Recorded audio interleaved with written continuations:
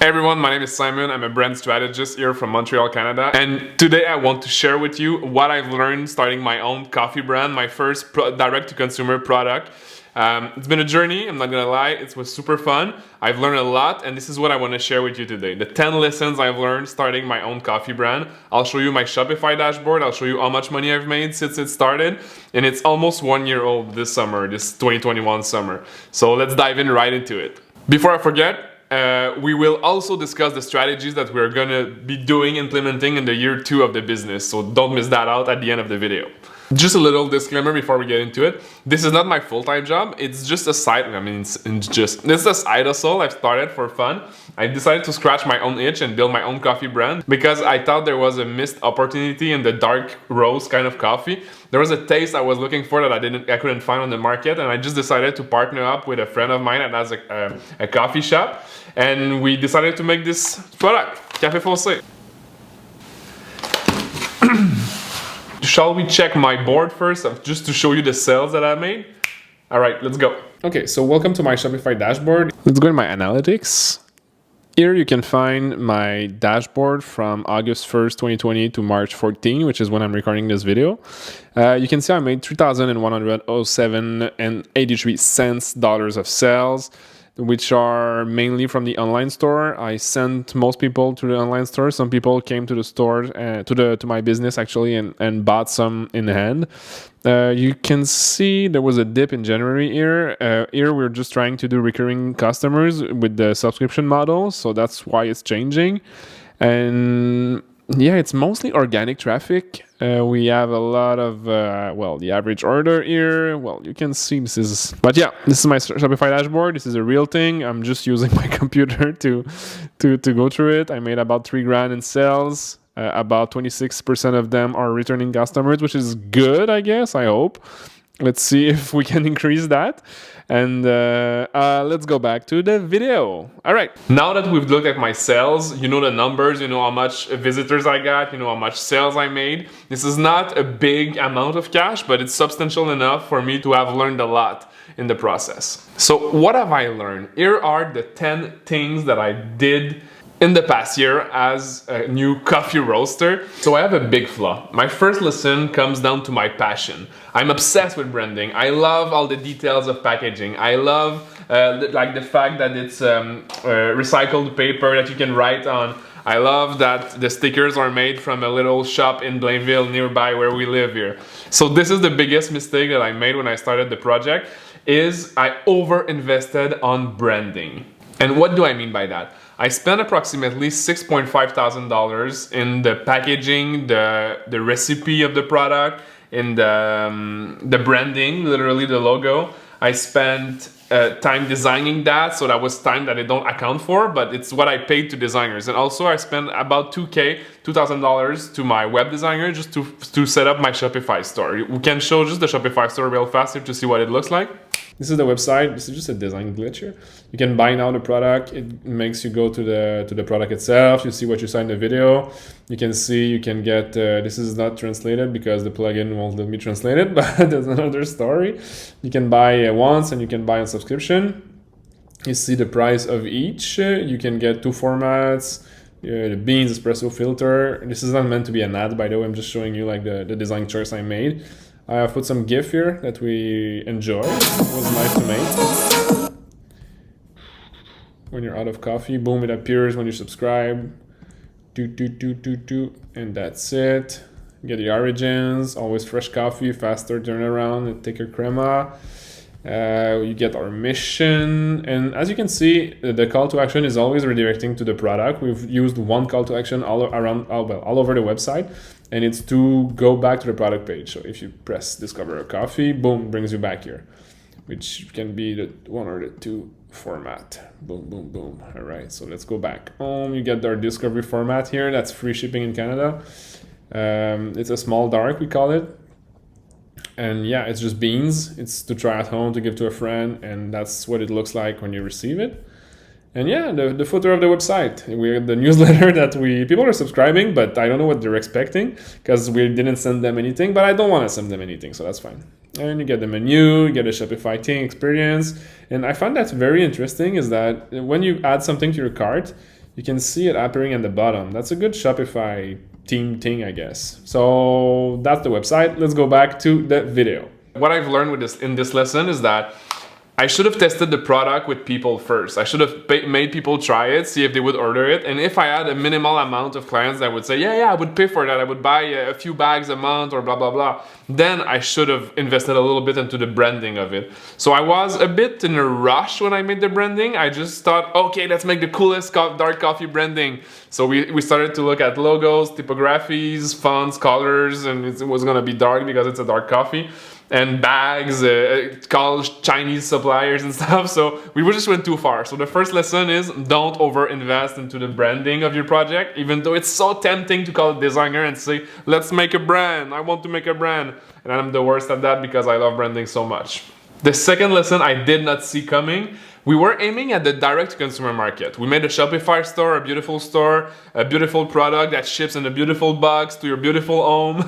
And that was the main goal at first. That's what we were aiming at the beginning. But earlier than we thought, something very, very different happened and we saw an opportunity. And this is where when I talk about momentum in business, this is where it applies in real time. So what we've noticed is that the big stores, not necessarily the big store, but like the small businesses, the SMBs, 25 employees and plus, they have good coffee machines at work, usually at least. And those were my clients. Those were the friends of friends that like were managers at businesses. And we just decided to make them try some. And what happened immediately, if the product was good, in this case it was, but like if the product is good and it get adopted, it instantly get adopted by 50 people. So like one cold call, one person you contact and you get 10 recurring monthly or weekly sales of the same bag. It's insane. It's amazing the feedback we got when 25 people tried it on a daily basis immediately. So this is what I mean when I say momentum. If you have momentum in a sphere and something you didn't expect, go all in on that. So we put aside the direct to consumer. We kept our Instagram up. It's still live, it's still up, but we're focusing right now on getting into the businesses nearby here. It gives us more cash flow to reinvest into buying more fresh roast of coffee. So that's the lesson number 2. If you get lucky in a sphere, if you didn't expect that to have momentum somewhere in your business plan, just pivot, I don't know if that's a word in English, and make a pivot and go straight to the market that wants your product. The third lesson is content is king, but strategy is queen. It's not all to just be publishing content on social media and hoping that the fan will come, the raving fan, that your true fans will come and buy your product. The thing is that you always need to be experimenting with different strategies with your content. So I always look at my content as a pillar. It's a pillar in the business. So of course in 2021 we need to be making content to be recognized, to be known, to be talked about online. But that's not it. You need a great strategy behind it. That's what we're constantly evolving. So at the end of the video, I will give you a few tips of well, not tips, but I will give you a few strategies that we're going to try to implement in the late part of 2021. See, it's gonna be fun to see 6 months later all this after if I make an update video to this, because if you guys like this video, just don't forget to like the button, to press the like button, because that's super helpful to the channel. And yeah, let's keep going. So the strategy we're gonna be testing right now is the micro influencers. I've read everywhere that I'm not a specialist in influencer marketing, but the initial plan was to build a feed on Instagram. That's the strategy we went for. Build a feed that's attracting and then go to people and say, hey, do you want to try my product? Do you want to test it? No expectations, just like take it, give me your feedback, see what you think, because honestly, who doesn't love coffee?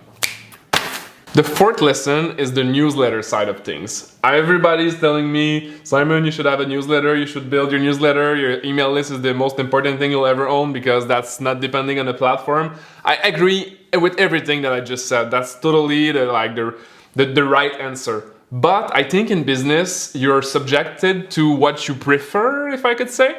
And I hate newsletters. I despise them. If you add me on a newsletter that I didn't think it was a newsletter, I will hate you forever. No offense.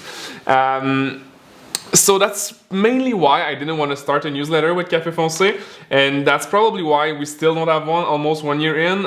I will be making like what do they call them in English? Like it's a sequences I will be making 2 email sequences for like when you sign up to the newsletter, and just as a welcome sequence. Those are the 2 that I find the most important with your business. But like sending recurring emails to someone that did not ask for them, that's a no-no. So we're still thinking about what we could be doing that's smart, that's clever, that's useful. We're also considering doing text messages, so that we'll see what I decide. That was not really a lesson, but that's something that I know I should have done earlier. But yeah, I guess priorities took over, and the real life, the real business behind like this business took over priority, and we didn't put the newsletter format or newsletter strategies in place in time. Or I guess, is there a rush? It's just a fun project, and I just want to document it with you guys. The 5th lesson I want to be giving you guys is to be go do donations. Like, give away your product as much as you can. Don't be greedy. This is going to be the best feedback you'll ever get, because people are not expecting it. They just get the product for free. And if you even can spin that as a marketing twist, sure, go ahead and do that. But the intent in donations should be like, hey, I love what you guys are doing. Try it. Give me feedback if you want. No problem. See you ever or never. That was a good strategy, because as similar as it was with the business to business aspect of the project, when we give donations to, let's say, an hospital, to a group of XYZ something, it's like doing one call, one pitch to 50 or 200 people. You could find true fans in those people. Let's go into the technical side a bit. We chose Shopify after trying Squarespace and WooCommerce for WordPress because of the ease of use and ease of integration in Canada. The ease of use is with the processing the orders and shipping them, because it's automatically integrated with Canada Post here in Canada. So that's very useful. That's all the friction you can remove selling a physical product, like in the process of like bagging it, sealing the thing, putting the stickers on it and shipping it. The easier it is, the faster I will purchase that product. So that's why we went with Shopify. No hate on Squarespace, because my own website is on Squarespace. The website under my name is on Squarespace. I love it for like quick and easy, just landing pages. Squarespace is amazing for that. WordPress, my business website is on WordPress, because we've made a custom website out of it, on it. So we built literally from scratch a new website for the agency. So if you were curious, the lesson here is probably to be doing something that removes friction and gets you moving the faster, like as fast as possible. Something I found very difficult on Shopify, and just in terms of like e-commerce, is that there's a lot of gurus online and a lot of people that are giving you information to sell you a course. So that's not really legit stuff. So when we built the Shopify, like, you have those apps that are recommended to you, and you're like, yeah, should I use this one? It has 4.9 stars, but it's probably bought from Russia or something. I have nothing against Russia. I think it's beautiful. I'm just thinking, like, there's no official source of, well, maybe there is, but maybe you can tell me. There's no official places where you can just be like, okay, when you start a perishable product business like this one, which is going to be my next lesson, well, those are the things you want to do with your marketing. Those are the things you want to try. But right now, it's like you go in the Shopify app store, I guess they call it like that, Shopify app something, and you look at the logos, the reviews, and you decide based on that. Like, I know you could look at the descriptions of the product themselves, but usually it's all the same. Like, hey, this is a subscription product, buy your subscription plugin and you'll be able to do subscription on your website. I guess it works for some people, but like, I would have loved to be like, oh, so you have a coffee brand, here are the things that you might want to look into. Like Shopify, maybe that could be a good idea for you. Something I did not realize when I started is that the fact that this is a perishable product, it's not like, it will not go bad after a week, but like maybe 4 months, I wouldn't want you to have this coffee when I roast them fresh every week. So the thing that I didn't think, or maybe I should have thought of, is that just coordinating with the production, the back end of the business for this project, it's different. So like, you call the guy, you're like, okay, can you roast me 35 kilo of this? Can you make sure it's ready by that date? So I will be, that's operation, right? Logistics and operations. So I'll be ready to package them and then send them to my customers so the product is as fresh as possible. The goal of this business is to keep the product fresh, like literally roast on demand if it's possible eventually. Like but usually every 2 weeks I get a new batch of fresh coffee. If that's not every week now. So yeah, perishable good is a tough business. If you miss something, if you have a misstep, if you get your product back because it's bad, because it's gone bad, then you just lose a lot of money. So I guess it's a risk. That's something to think about when you start. And if I was to start again with another type of businesses, maybe yes, I would have started with coffee, but maybe I would have done like a physical product, just something that doesn't go bad after a week.